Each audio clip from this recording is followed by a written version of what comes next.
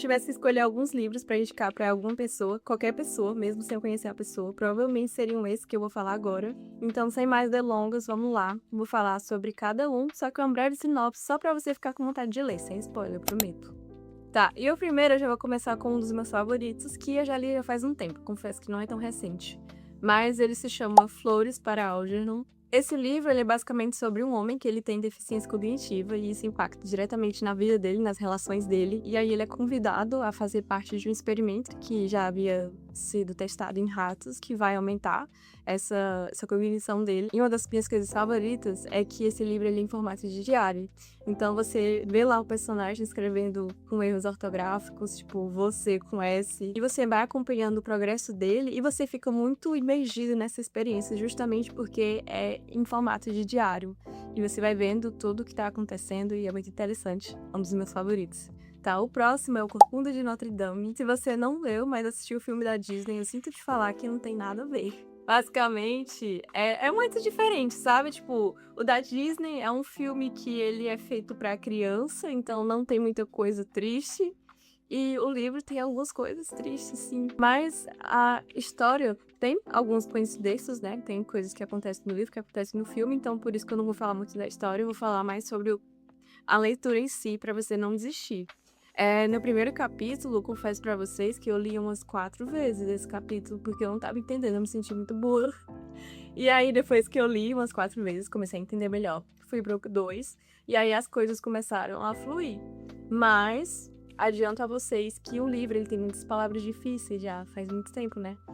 Ele tem muitas palavras difíceis que, se você for parar pra olhar todos os significados, você não termina de ler o livro, porque ele também é um pouco longo. Então, o que eu fiz, e as pessoas do clube do livro, que foi um dos livros do meu clube, fizeram. A gente leu e ia ignorando as palavras difíceis. E uma das coisas desse livro, boas, é que você pode ignorar as palavras e você consegue entender o contexto geral. Isso não atrapalha no entendimento da história e fica bem mais fluido. Outro ponto muito relevante pra ele ser um dos meus favoritos, é que é um livro muito engraçado. Foi a primeira vez que um livro me fez gargalhar, tipo, rir em voz alta. Mas também chorei bastante e é isso, é isso que eu tenho pra falar. Se você tentar, vai ser um pouco difícil, mas não desiste, esse livro é muito bom. O próximo livro é Um Sol é para Todos, que ele é um grande clássico. E quando eu li, eu entendi porque ele é um grande clássico, é porque esse livro é muito bom. E é basicamente, eu não vou falar muito sobre ele, porque eu acho justo não falar muito para vocês conseguirem aproveitar mais a história. Mas é basicamente a perspectiva de crianças sobre temas como racismo, injustiça, numa sociedade extremamente racista. E aí você consegue ver, né, como é de perspectiva de criança, um olhar sobre esse tema com uma forma mais inocente. Geralmente a gente não vê essa visão de crianças, né?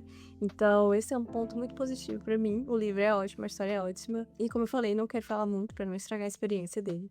E se um dia você acordasse como um inseto gigante? Esse livro é a Metamorfose, é a proposta dele, que é basicamente o homem que acorda, e ele, na verdade, não é um homem, ele é um inseto enorme.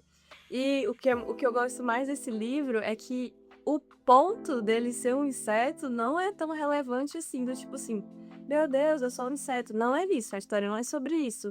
Na verdade, entra em temáticas bem mais profundas, tipo o papel da pessoa, do ser humano na sociedade e até que ponto que ela é útil ou não. E eu gosto justamente disso, porque o fato de ele ter virado um inseto não é relevante, sabe? Tem outras questões das relações familiares. Por favor, leia esse. Tá, Frankenstein, gostei muito desse livro. Eu sempre vi o Frankenstein por uma perspectiva super que não tem nada a ver com o livro. Eu achava que era um monstro bobão que não sabe de nada e só serve pra assustar. Eu acho que foi as coisas que eu assisti, principalmente quando criança, me trouxeram essa perspectiva que não tem nada a ver com o livro. Na verdade, é super o contrário.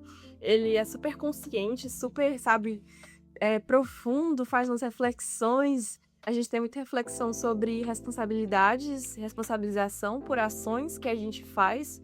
Até que ponto que eu posso fazer algo só porque eu tenho uma ambição, e como aquilo vai impactar a sociedade e o indivíduo em si. Então, são temáticas bem profundas que são bem abordadas.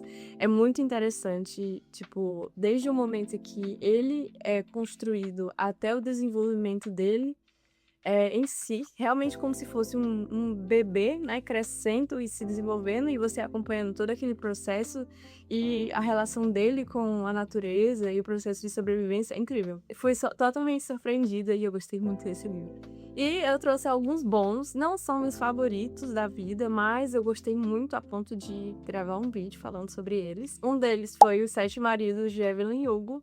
Eu li esse livro porque eu ficava muito curiosa, como que ela se casou 7 vezes? O que que rolou? E o livro é basicamente isso, é ela sendo é uma mulher famosa, e aí ela decidiu falar sobre a vida dela, ela já tá bem, tipo, velha já, se eu não me engano. E aí vem uma jornalista, e aí entrevista ela sobre a vida dela, ela vai contando, né?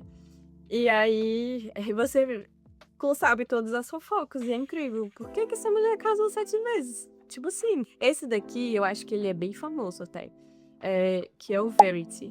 Que esse livro, ele é ótimo se você tá com ressaca literária, porque você simplesmente não consegue parar de ler. É um, sabe, ele é meio suspense, você fica... Eu sou um pouco medrosa, né? Você fica meio assim, sabe? Tipo, nossa, o que vai acontecer? Eu tô com medo. Uma escritora com ressaca literária.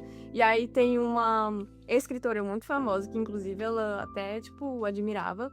E aí chega e fala assim: Ei, a escritora famosa sofreu um acidente, tu quer continuar os livros dela?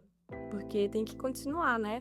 E aí ela vai para continuar os livros dessa autora. Para isso, ela precisa entender, tipo, ler uns documentos, umas coisas que a autora deixou, uns rascunhos, manuscritos e tal.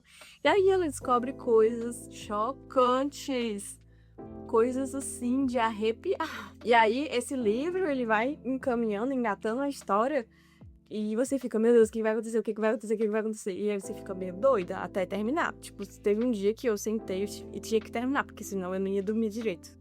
E por último, não menos importante, Relatos de um Gato Viajante. É um livro que ele se passa no Japão, então é muito interessante porque você é totalmente imergido na cultura, nas paisagens. É um livro que é um homem viajando com o seu gato para chegar num objetivo, que eu não vou falar o que é, mas ele vai totalmente, sabe, assim, e aí vê paisagens incríveis e você se sente lá. Apesar de ser um livro, você não tá vendo, mas ele é muito bem escrito e aí você consegue visualizar e você se sente, sabe, bem ambientado no que tá acontecendo. E é muito bom, é muito fofo, confesso que um pouco triste. Mas o que é a vida se não um pouco de tristeza, um pouco de felicidade e mistura de sentimentos, né? Não dá pra ser feliz o tempo todo. E é isso. Eu esqueci de me apresentar, o meu nome é Larissa. Talvez eu faça mais vídeos. Eu espero que eu não abandone novamente esse canal. E é isso. Tchau!